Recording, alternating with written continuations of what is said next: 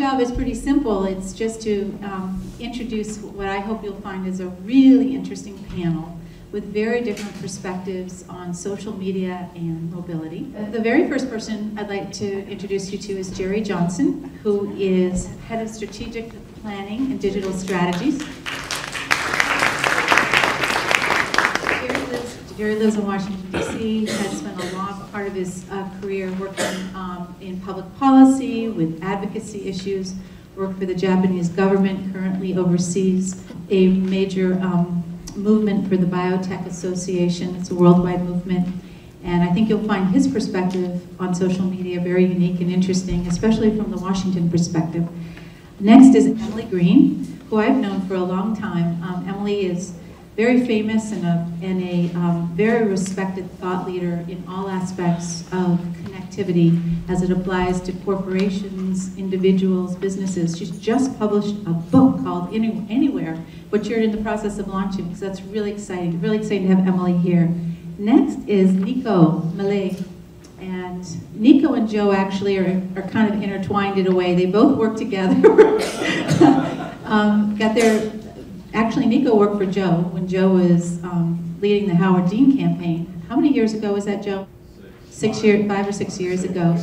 So Nicco, exactly. Well, Nicco has taken that incredible experience and gone off and built his own company, as well as being a fellow at the Kennedy School at Harvard. Joe Trippi, Joe, how many followers do you have now on Twitter? 900,000 followers. So he can talk to you about how you actually make that happen. But Joe really is the pioneer of, I would say, how to apply grassroots techniques to the internet. He adopted and pioneered a lot of the techniques he used in political campaigns and is now applying them to major movements in corporations and still in politics. So that is our panel for today. And what I'd like to do just to get us started off is just some thoughts and considerations. I don't know where everybody in this room stands on the viewpoint of social media, but I can tell you if my clients are any representation of it, the spectrum is very broad. I think some folks are wondering, why in the world would I want to tweet about what I had for breakfast this morning? To the extreme where there's some very, very successful business models that are revolutionizing the way business is being conducted. So if you look at social media, you can kind of consider it through the lens of 3 things: customers, influencers, and money. Now this isn't to say all great companies just have these 3 things. Obviously reputation, business strategy, and brand is a huge part of that, but all 3 things are very important, especially when you look through the lens of social media. This is an interesting slide. This is actually from Forrester, which is a company actually Emily was CEO of before she has had her tenure at Yankee, but it's really interesting when you look at, on the left-hand side of the diagram, these are the age of customers and how many of them are actually online. And almost 80% of a general pop study is actually online. And the point that this makes is, whether you're a business that is online or not, your customers are, and your employees sure as heck are. So that talks a lot about the urgency of getting there and doing it right. I'll go back one. Next slide talks a little bit about where the influencers are, and we had a client that came to us and said, why should I pay attention to bloggers? What do I care about that? I care about David Pogue of the New York Times and Walt Mossberg of the Wall Street Journal. Well, we conducted a survey with MarketWire and found that the online lives of journalists kind of go like this. 64% spent at least 2 hours a day online. 62% said they read and researched online, that what they read and researched influenced their editorial direction. And 51% had an active social media life. In other words, they had a blog or Facebook page. So social media has really, absolutely changed the landscape of influence for sure in the last 2 years. Finally, kind of some neat statistics on how the money is flowed. It's a couple of interesting case studies. Kraft I don't know if you know this, but the 100-calorie pack was actually an invention that came from Kraft's online community, and it did generate $100 million worth of revenue in 6 months worth of time. Communispace research company, they're saying that online communities can generate up to 40% an increase in consumer spending per brand. Dell and EMC are using social media to save money in everything, from communicating with customers to training staff.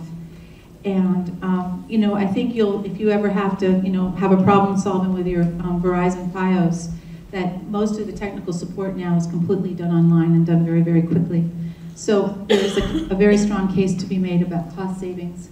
And finally, the last but not least, but sort of talking about the machine, and I can proudly say that Joe, a lot of the techniques that Joe actually pioneered, the Obama campaign used, but some stunning statistics about this election.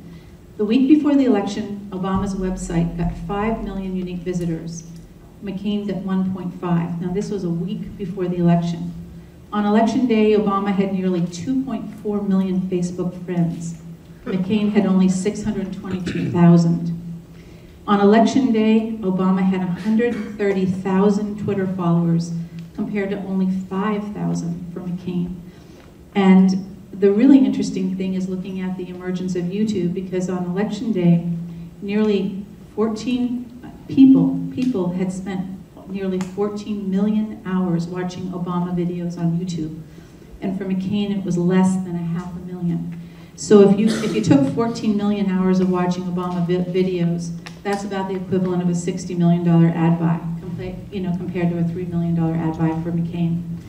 So that's just some thought starters for our panel. I'd like to ask Jerry to come up and get us going. I'm going to look at this. I'm going to take the next 10 minutes looking at this from 25 years of experience in working with corporate America and corporate brands, both domestic and international. And when we think of this notion of are we slaves or masters of social media, my clients, to echo what Andy said, my clients tend to picture themselves as Gulliver being harassed by all of these little bloggers, these little folks that are shooting arrows at them, tying them down. So they feel beleaguered and in some cases very, very bewildered on how to deal with social media, how to project their brand in this new world.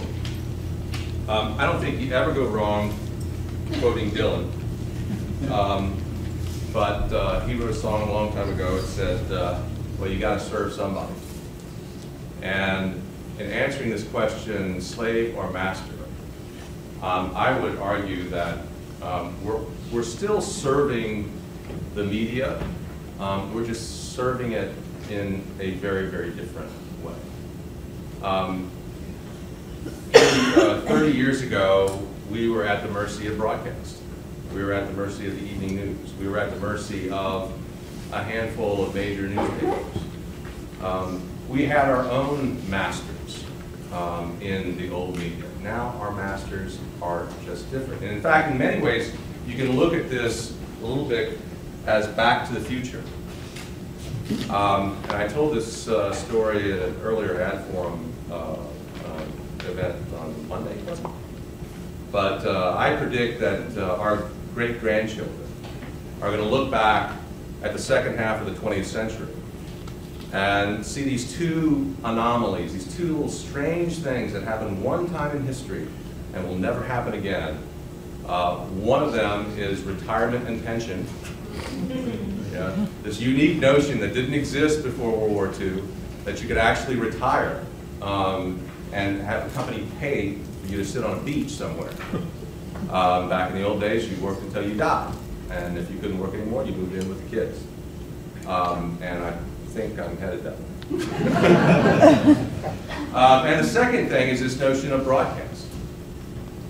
In many ways, we are back to where we were